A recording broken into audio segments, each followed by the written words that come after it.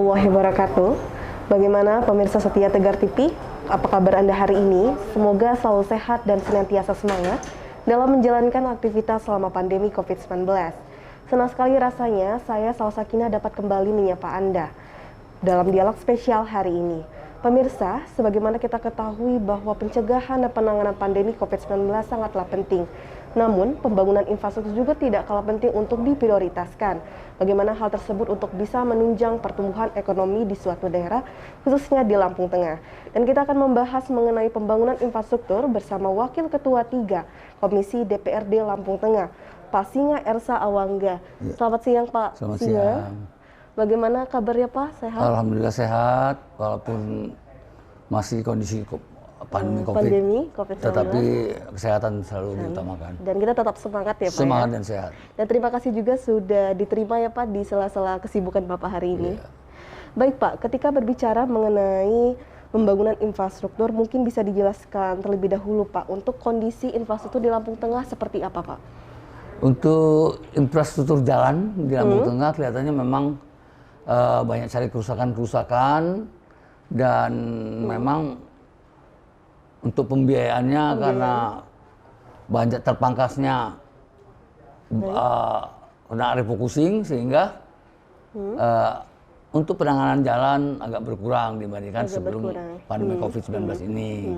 Namun secara berguyur tetap berjalan. Dengan adanya pinjaman PEN kemarin di Kecamatan Pubian ke arah Sendang terbangun rigid beton yang cukup panjang. Nah, itu yang suatu kebanggaan bagi masyarakat Sendang Agung dan Kecamatan Pubian. Sehingga bisa disimpulkan meskipun dengan refocusing tersebut, pembangunan infrastruktur khususnya di jalan masih diprioritaskan. Masih diprioritaskan, sehingga memang itulah sarana masyarakat untuk berusaha mengeluarkan hasil pertaniannya, karena mayoritas penduduk di Lampung Tengah ini bertani. Lalu sejauh mana pelaksanaan untuk pembangunan infrastruktur di jalan, Pak? Apakah sudah banyak yang aktif untuk perbaiki jalan-jalan di Lampung Tengah? Untuk perbaikan jalan tentunya masih didominasi dengan pembangunan pemerintah. Untuk partisipasi masyarakat nampaknya kurang. Mudah-mudahan ke depan pihak pemerintah dapat memperan aktifkan masyarakat untuk menjaga, merawat apa yang telah dibangun oleh pemerintah daerah, jalan-jalan yang ada di masyarakat untuk berpartisipasi, turut memperbaiki, menjaga agar daya guna panjang.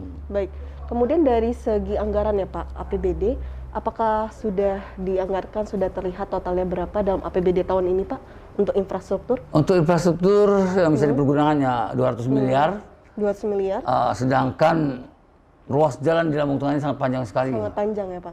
Bahkan menyamai ruas jalan provinsi. Nah, ini yang sangat menyusahkan pemerintah Kabupaten Lampung Tengah, mengingat luas wilayah terlalu jauh, terlalu luas, sehingga memang perlu adanya pemekaran. Namun sampai saat ini nampaknya jauh dari pemekaran itu. Dari pemekaran tersebut.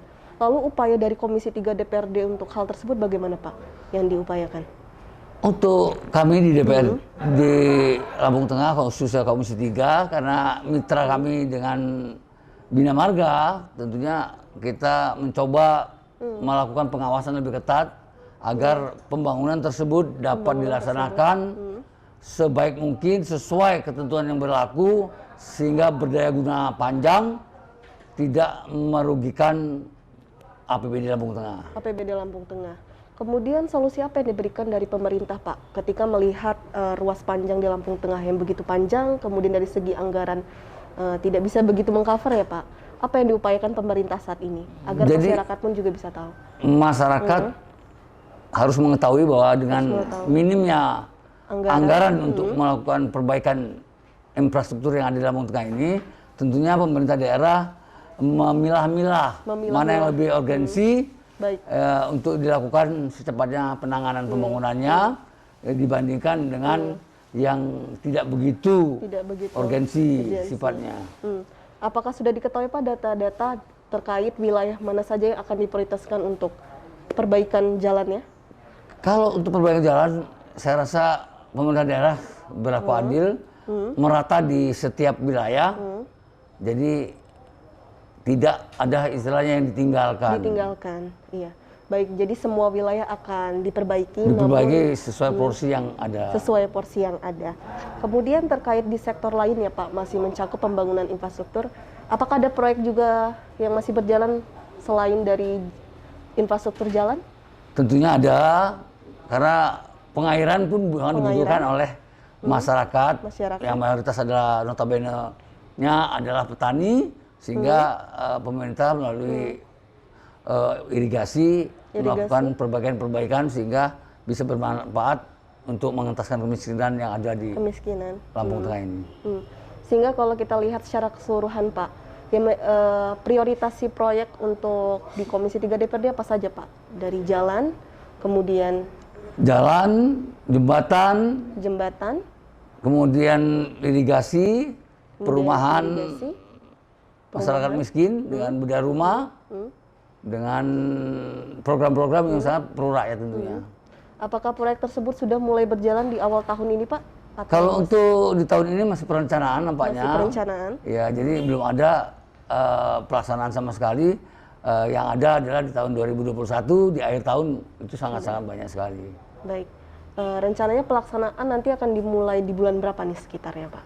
Kalau hasil kami hari ini tadi dengan Bapeda dan Dinas Bina Marga, pembangunan itu tentunya setelah selesai daripada perencanaan. Kemudian diperkirakan sekitar bulan 5 akhir sampai bulan 6 baru mulai. Kemudian bisa dikatakan belum ditemui begitu signifikan ya masalah atau hambatannya Pak? Jadi belum ada hambatan tentunya karena belum schedule-nya. Iya. Oke. Baik, nanti kita lanjutkan kembali ya Pak perbincangan kita. Baik. Dan untuk pemirsa jangan kemana-mana, karena kita akan masih berdialog bersama Wakil Ketua Komisi 3 DPRD Lampung Tengah setelah jeda pariwara berikut ini.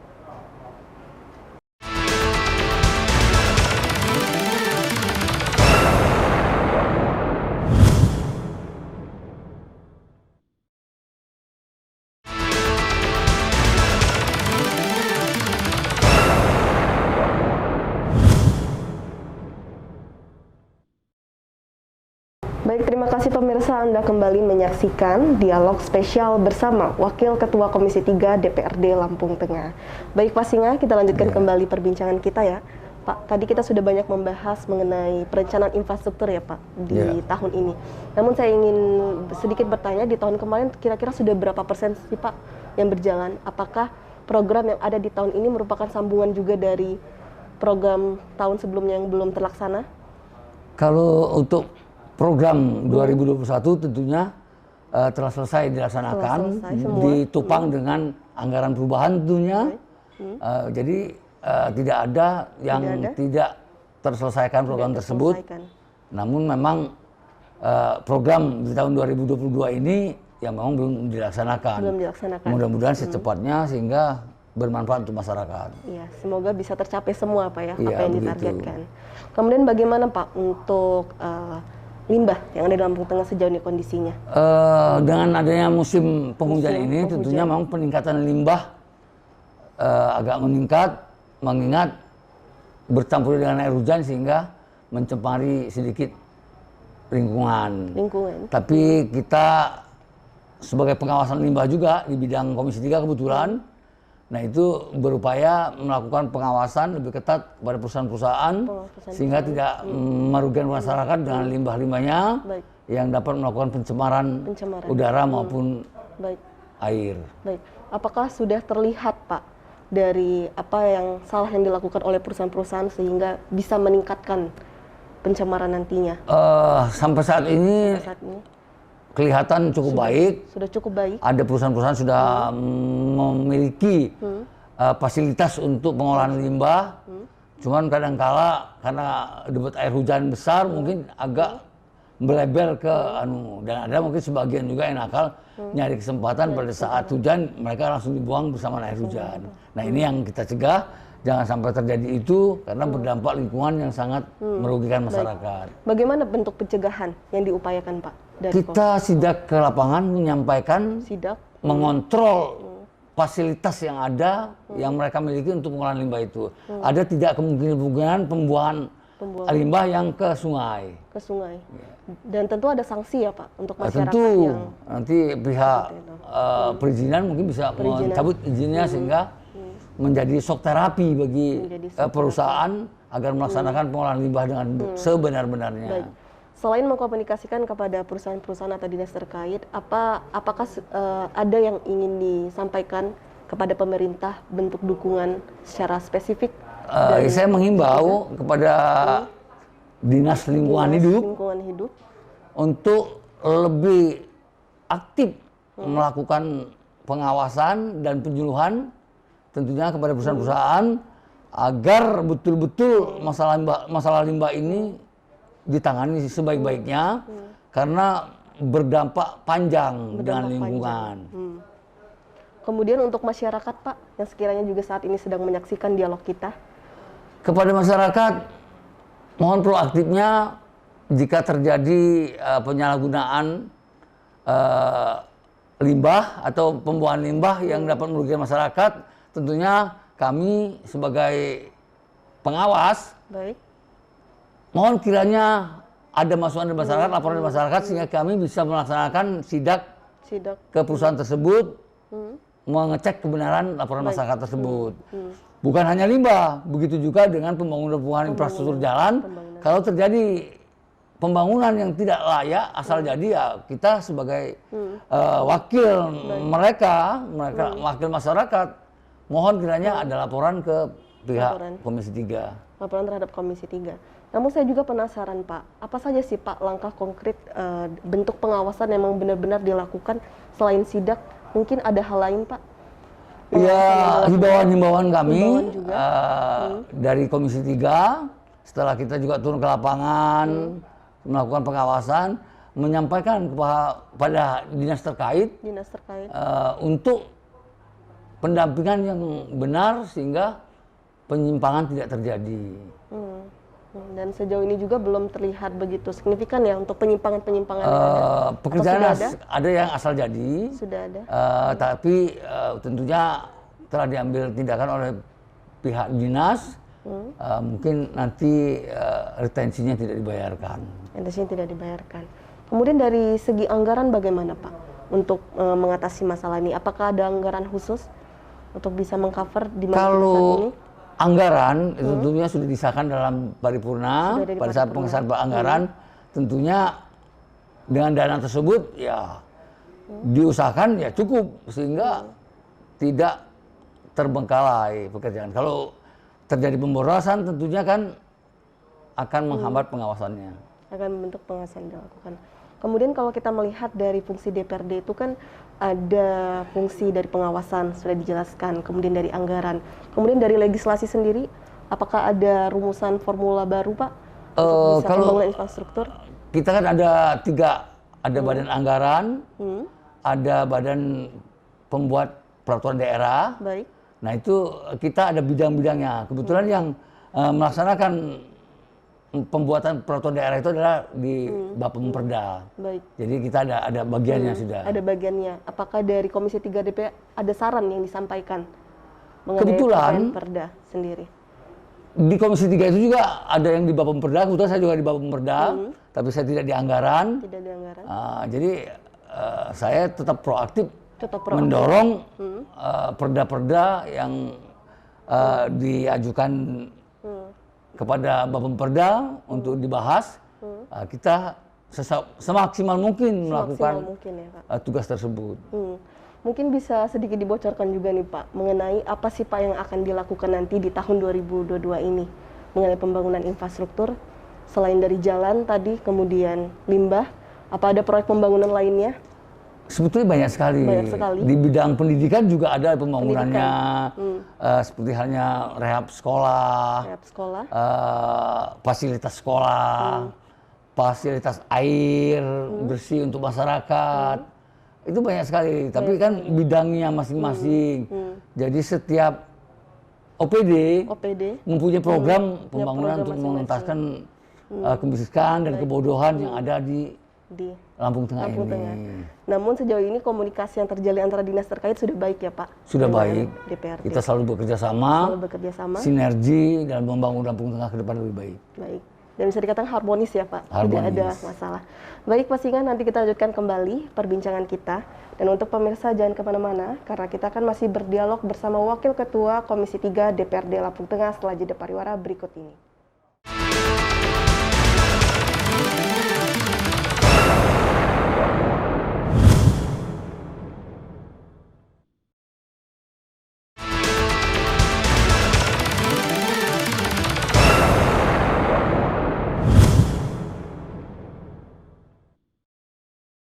Baik, terima kasih pemirsa Anda kembali menyaksikan dialog spesial dan tentu kita masih berdialog bersama Wakil Ketua Komisi 3 DPRD Lampung Tengah. Baik Pak Singa, kita lanjutkan kembali ya Pak. Baik. Tadi kita sudah banyak membahas ya Pak mengenai pembangunan infrastruktur.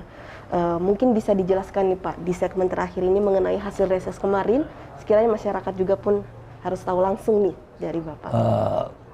Kami adalah program untuk melaksanakan jaring aspirasi masyarakat dengan reses. Dengan reses? Kami baru-baru ini telah melaksanakan itu, menampung aspirasi masyarakat untuk apa keperluan masyarakat yang sangat mendesak sehingga mereka merasa terbantu dengan kondisi keuangan yang sangat terbatas mengingat banyak sekali program-program yang kena dampak refocusing.